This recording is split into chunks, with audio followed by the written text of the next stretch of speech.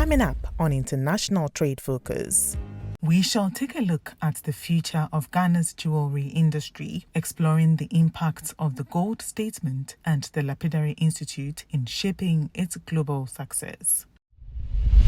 Hi there, welcome to our coverage on the future of Ghana's jewelry industry. Now, Ghana's rich history in gold and gemstones is well known, but on today's edition of International Trade Focus, we are going to explore how this heritage is shaping the country's future. Now, with the recent launch of the Lapidary Institute of Ghana and the Gold Statement 2024, there's been a renewed focus on positioning Ghanaian gold jewelry on the global stage. On this episode, we will delve into the current state of the industry, examining its significant contributions to the economy through job creation, export revenues, and many more. We'll also uncover the opportunities and challenges that lie ahead for local artisans and businesses as they strive to meet international standards and expand their reach. My name is Anna Spio. This episode promises to be insightful. Don't go away. International Trade Focus is brought to you by Gol Good Energy, ADB, Truly Agric and more, Public Elegance and Pediasi Valley Resort. On our in-depth segments this week, we spoke to the Director General of the Ghana Standards Authority, Professor Alex Dodu, about the critical role of standards in ensuring that Ghanaian jewelry meets international benchmarks, thereby enhancing its global competitiveness. Our in-depth segment comes up next.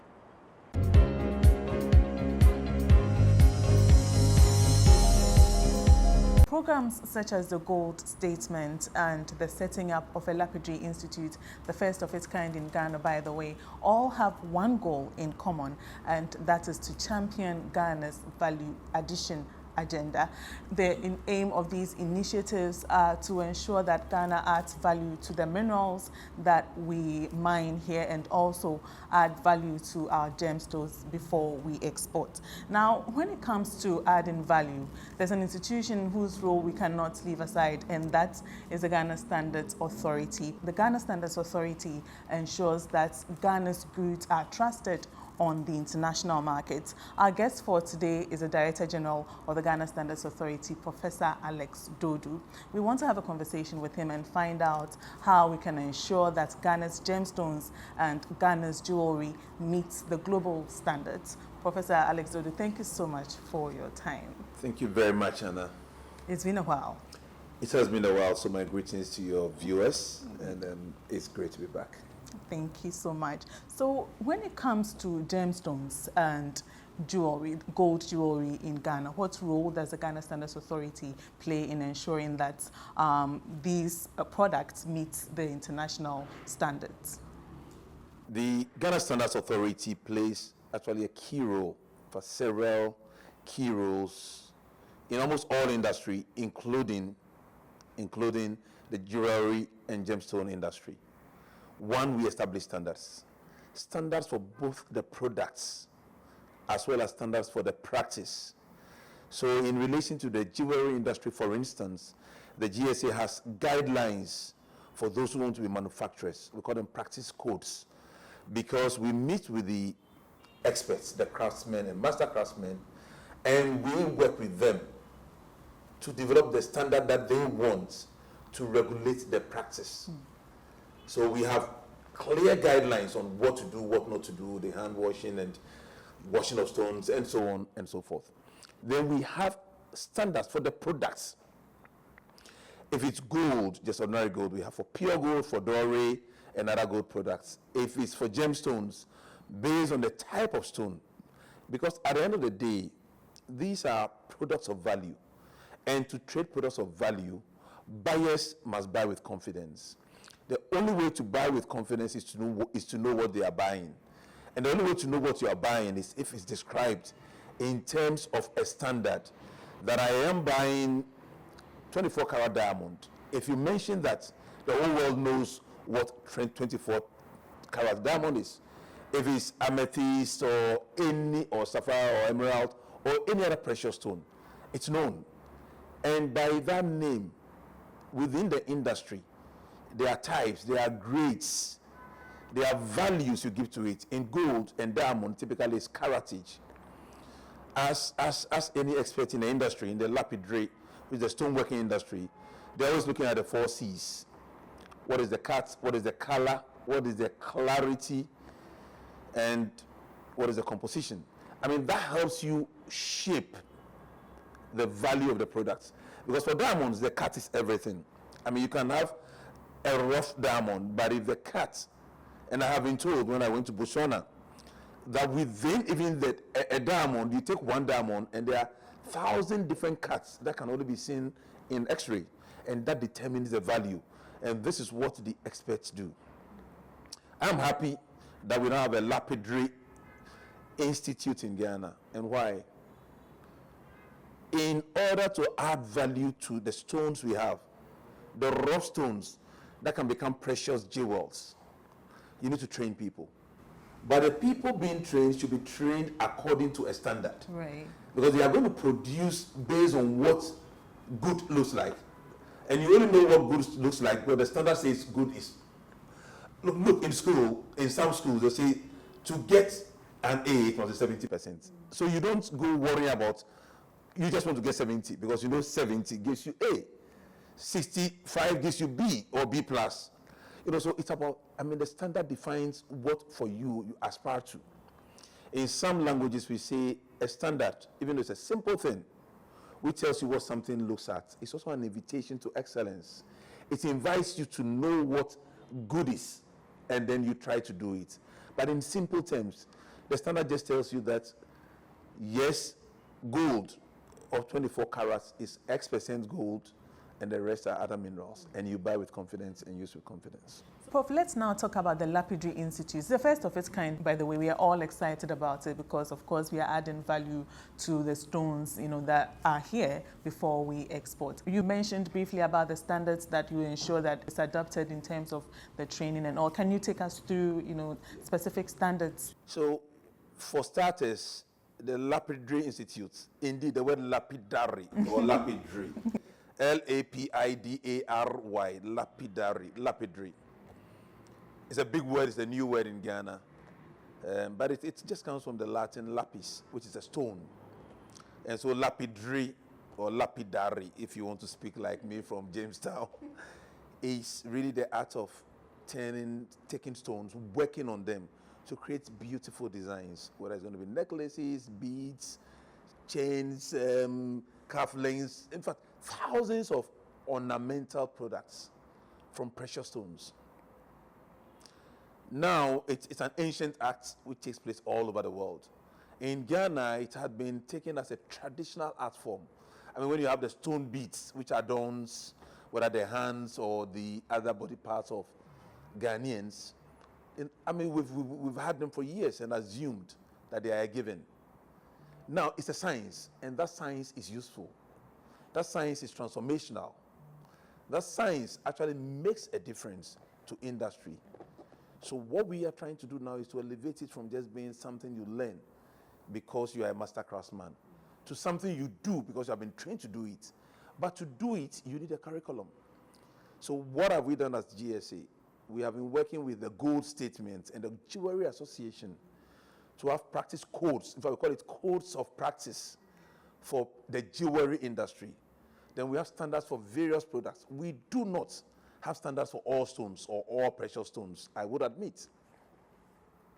But having the practice codes and having standards for the key metals and being able to adopt international standards overnight, if need be, we have created the environment for the industry to grow. Now, to the extent that lapidary itself is not known at all within the country, it's now that starting from the Lapidary Institute of Ghana, we would expect the Industrial Arts Departments of KNUST and of our various technical universities to elevate it. And let me sort of invite Ghanaians to this excellence. Cutting stones into fine articles of jewels. Cutting precious stones, ornamental stones. Amethyst, emerald, diamonds, if one may add, and others. Creates jewelry, and jewels are forever. They belong to families, they stay forever. But as a country, we have not created an industry. So you realize that we have people who know how to do it traditionally. But quite often, every batch is different. So one, they are not known. They are not exposed to the world. We are not projecting and advertising them. Now we have an institute. Inshallah, God willing, in the next few years, you are going to have experts who can work stones to the most beautiful creations around. And they will become the heroes of Ghana. They will become the stars. And they will be giving us combined products, which may have a little bit of stone from one gemstone, another part from another one, some shining, some not shining, but they become works of art. Some actually use them for posters that are pasted on walls. And you see them and you're like, oh my God. So GSA is just providing the foundation. We'll provide a means for testing, for inspection. We'll provide a means for certification so that they can be bought, sold, and exported. And we will open up markets for the industry. But it all starts by one, defining the standards, the features, the qualities, and the aspects of that product so that buyers know what they are buying, they know the source, they know the provenance, and they are able to buy and sell with confidence. Prof, I would like to highlight, this very interesting point since you mentioned it, since we're talking about the jewelry industry, and the importance of us, building this industry even more cannot be overemphasized. Now, it says here that the global jewelry market is worth approximately $270 billion. Billion dollars. And talking about Ghana with the resources that we've been blessed with, the natural resources, the minerals, the gold, even these stones that now we are adding value to. I believe that these conversations are a step in the right direction. Now, from where you sit as the Director General of the Ghana Standards Authority, I know you're well-traveled. You've, experienced jewelry and gemstone markets all over the world. Do you think we have what it takes to compete? And standards aside, what else should we pay attention to? So the global jewelry industry is 277 billion. Oh my God. Yeah. It shows that vanity sells. Vanity sells. It sells to all of us. I'll tell you the good and the bad side of it. The bad side is that Ghana doesn't even have $500 million worth of that jewelry. We sell gold, but we don't sell jewelry. There's a big difference. We export raw gold. But Ghana should become a jewelry hub. Really, we should be trading 3, 4, 5 billion in jewelry. Now, I have traveled around the world. In May, I was in Baku, Azerbaijan. It's famed to have a lot of precious stones. I brought a lot. But when I looked at what we have in Ghana, Jesus, we have things. But if you don't work them, if you don't promote them, if you don't project them, everybody says, oh, when you go to Azerbaijan, bring me pearls, bring me emeralds. Yeah, it's nice. But what we have here will blow your mind. So we have what it takes. But our industry is not formalized. Our industry is, to use a mild word, very rudimentary. And we need to make it what? Organized, industrialized, and modernized. If we do that, we attract people. My vision, and that is the vision of the Jewelry Association, which I'm copying, is that, one, our goldsmiths and our jewel workers claim they are not getting enough good quality gold to run the industry. Ghana mines a lot of gold. If we can make Ghana a jewelry hub, Ghana was known as the Gold Coast. I believe people will come from all over the world to Ghana rather than to Dubai. I mean, for Dubai with no gold to be now the global center for the trading in gold, for Ghana, the Gold Coast, where gold can be collected on the sand, not to have a jewelry industry, a gold industry. But to do that, you need several things in place. One, you need a jewelry industry, which is ambitious. I mean, Botswana as a country relies on only two things, diamond and cattle. And they are so rich, they give loans to the IMF. Yes. And we have diamonds, and we are broke. Because raw diamond doesn't fetch you money. When the diamond is worked upon. I mean, I was at the Botswana Bureau of Standards. Yes, it's a smaller country. All the directors were driving C-Class Mercedes as the official vehicles. I said, hey, no, where we take pass. So, one, we must realize that if we create an industry, we will create wealth. And the industry in diamond, jewelry, where diamond and gold predominate. So for me, a gap for our country is that we should create a jewelry industry. That industry can just grow and it will become bigger than even the oil we are getting, seriously. Because people will pay for the best precious jewels. For that industry to work, it needs an infrastructure. And the infrastructure is one, the weight of the product should be accurate, checked by certified scales from the Ghana Standards Authority on behalf of government, because we are the Standards Authority. And our weight is comparable to any weight in the world, and we are accredited globally. So that is one. Then the quality, and that's based on the standards that is declared. And that standard is ascertained by the test. So in the standards world, we say one standard, one test, and one test certificate. Because if you say gold should look like this, you should describe the test that should be done to confirm whether gold is like this. So that if you say gold is this, and I test it using the standard prescribed, and it is really this, then that gold is J. That gives confidence to the industry.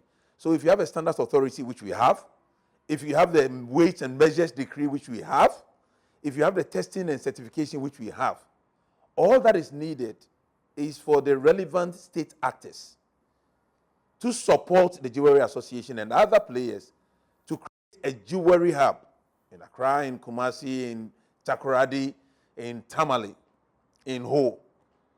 And trust me, the private sector will run with it.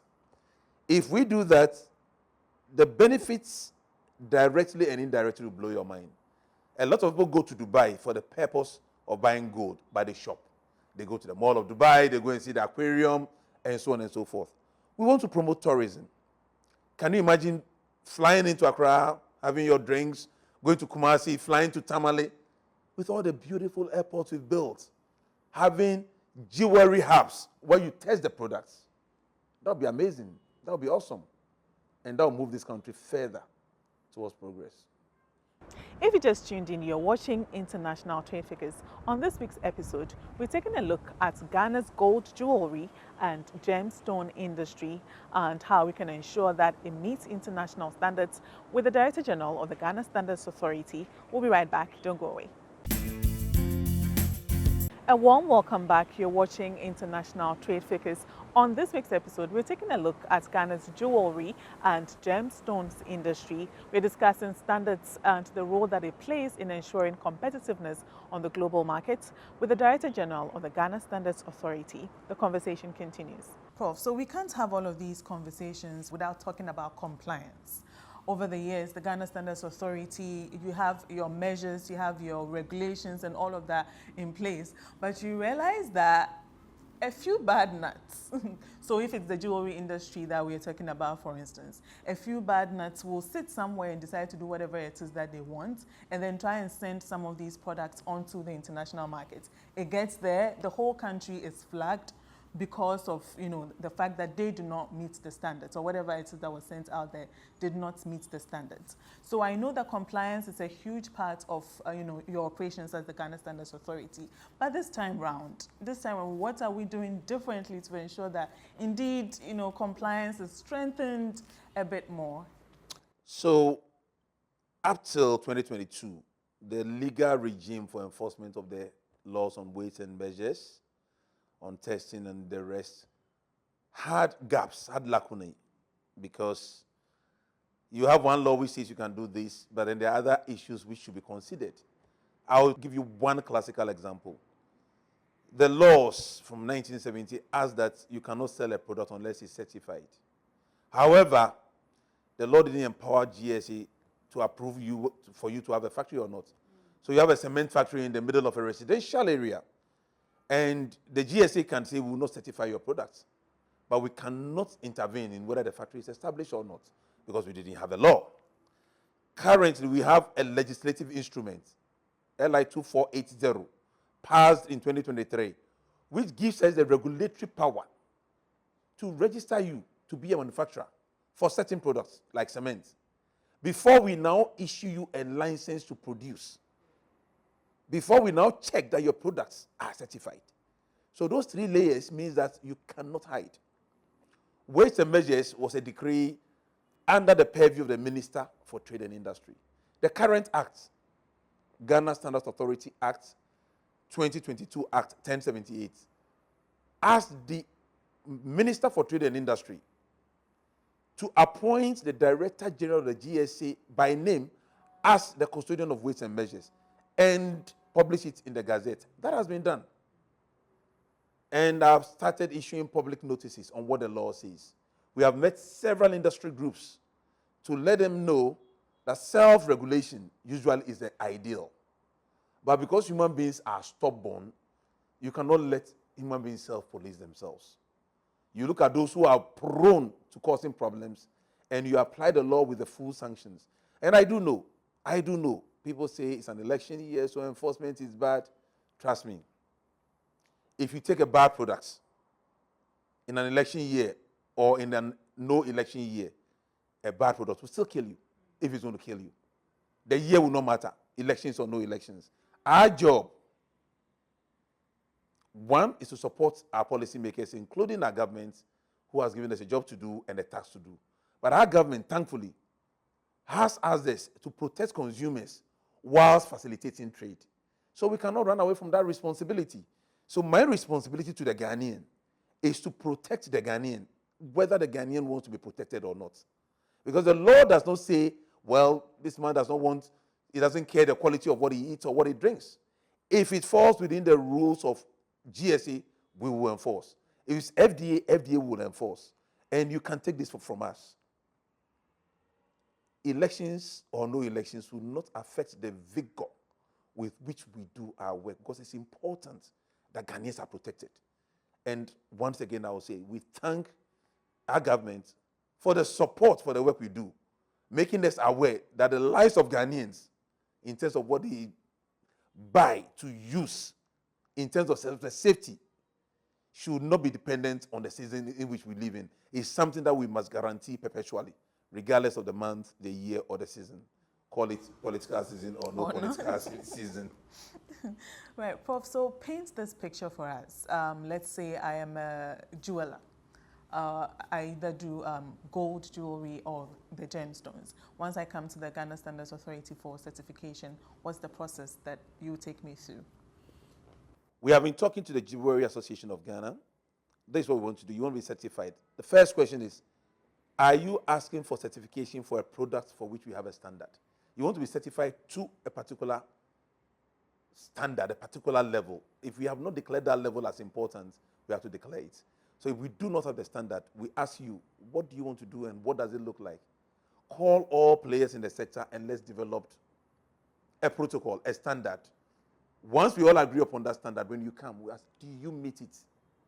Because we are certifying you to tell the whole world that you meet a particular standard. If the standard does not exist, you know, when you say, oh, this man is very good in 100 meters breaststroke, you know what 100 meters breaststroke is. So if the standard exists, we will certify you as meeting that standard, so that when people buy that product, they know the product meets that requirement. That is all we do. Now, when it is, we come and inspect your factory. We come and test where testing is necessary, and then we give you the license. And periodically, we check that you do meet the conditions of the license. Right. So, Prof, in terms of challenges, what are some challenges that you currently face? The eternal challenge is always going to be resources. Money, human resource, technical resource. But working with industry with a focus on wealth generation, I see the challenges also as opportunities. For the industry, we've had a lot of discussions. They are not getting enough gold to turn into jewelry. Those who are doing the precious minerals, they need licenses from the Lands Commission. They fall outside the scope of work of the GSA, but as government, we will talk to our minister, and our minister will talk to his colleague ministers, and hopefully solutions will be found at the level of our bosses so that relief will be provided to the Ghanaian. Right. Prof, there's a question that I wanted to ask that escaped me. An issue that has been brought up is also hallmarking.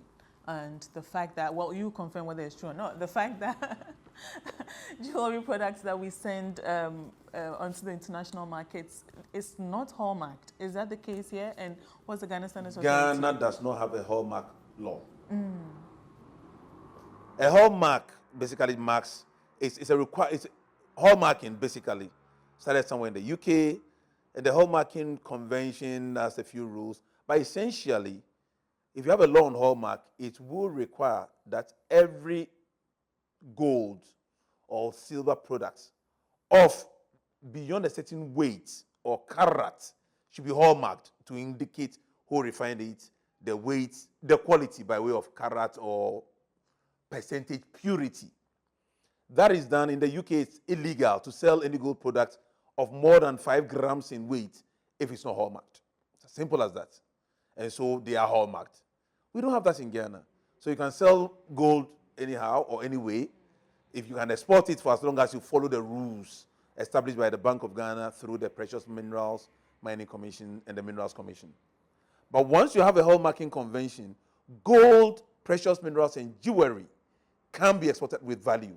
So in the absence of hallmarking, we did certification, which is a de facto hallmarking, but it's voluntary. When hallmarking becomes mandatory, then that certification will take the place of the hallmarking. So under the Ghana Standards Authority Gold and Gold Jewelry Product Certification Scheme, we do all the aspects of hallmarking, but we cannot call it hallmarking because we do not have a law for hallmarking. And it doesn't affect the product? Well, because it's voluntary, very, very few products, less than 1% of the gold traded in Ghana, are brought to the GSA for certification. They are sold. If it's for export, the PMMC would, as the national assayer, would assay it, and it's exported. If there are issues, it's between the exporter, the buyer, and the PMMC, and that's where it ends. Prof, so now you know that the topic of sustainability, doing everything in a sustainable manner, including the jewelry industry, the gemstone industry, and many, many other industries, has become topical. And it's become relevant that Ghana as a country, as we're moving forward, we incorporate some of these things into what we do. So in terms of sustainability, what role does the Ghana Standards Authority play to ensure that products that are exported meets ethical and sustainable standards? You know, thank you very much for this question. Really, Anna. Sustainability. We live in a world where the word we use a lot is ESG, environmental sustainability governance. This ESG rules becomes like the key. Secondly, we are having a situation where we are now facing a world where in the European Union, for instance, if you want to trade in gold, it's called good delivery gold. Good delivery gold is gold that can be traced from where it came from to where it's being sold to. Without having standards which are enforced, you can never meet that. Now, if gold or precious minerals are coming from the environment, in most markets, you'll be expected to be certified to the ISO environmental standards, which is ISO 14001. It's only the GSA in Ghana, that is the state body, that can certify that you do meet ISO 14001. You can buy the same service from private sector providers. So the GSA has a big role to ensure that Ghanaian players in these areas have environmental sustainability plans, have climate action plans, have deforestation, credibility, which can only be proved through traceability. So there's a lot we can do for industry to help them to trade in the EU and all mature markets. Without you relying on these things, your gold cannot be called good delivery gold and cannot be traded in international commerce. It's as simple as that. Prof, you're wrapping up, but in terms of future development, what would you say the future holds as far as standards, jewelry, standards gold jewelry, Ghana gemstones industry is concerned? Anna, I believe that the future is bright. My appeal to all of us Ghanaians is, as a people, we are used to beating down ourselves and running down our country by what we see. Economic conditions are tough. And I will not say they are tough everywhere. They are tough everywhere, but nobody accepts that argument. So let's speak for ourselves. They are tough in Ghana. But within these difficulties are rays of hope. The jewelry industry alone will create millions of jobs, if not hundreds of thousands, if not millions. But importantly, will add billions of dollars to our economy. But it requires that we walk the talk. We develop the standards, we support those who are in the industry with basic tools. We train them, skill them to produce, give them the market, give them the confidence, handhold them to do it. So despite the doom and gloom we face as a country, we are endowed, not just with the natural resources, but with the men and women who can transform these resources into wealth for us. What is needed is that we must talk up our country. Lift up brand Ghana. Let the world know that we are the Gold Coast. That any gold product you buy from Ghana is among the best in the world. And that we have the men and women who are world-class in working gold and stones. That the beads we wear, the kaftans we wear. You know, I know it's not jewels, but jewels always go in the fashion industry. And if your clothes are good, they are good. So let's promote Ghana. Let's project Ghana.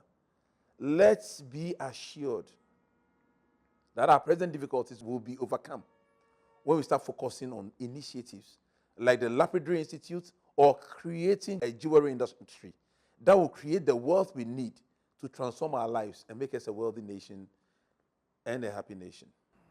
Professor Alex Dodo is the Director General of the Ghana Standards Authority. We had a conversation on the role that the Ghana Standards Authority plays in ensuring that jewelry in Ghana that is exported onto the international market meets the right standards. We'll be back shortly.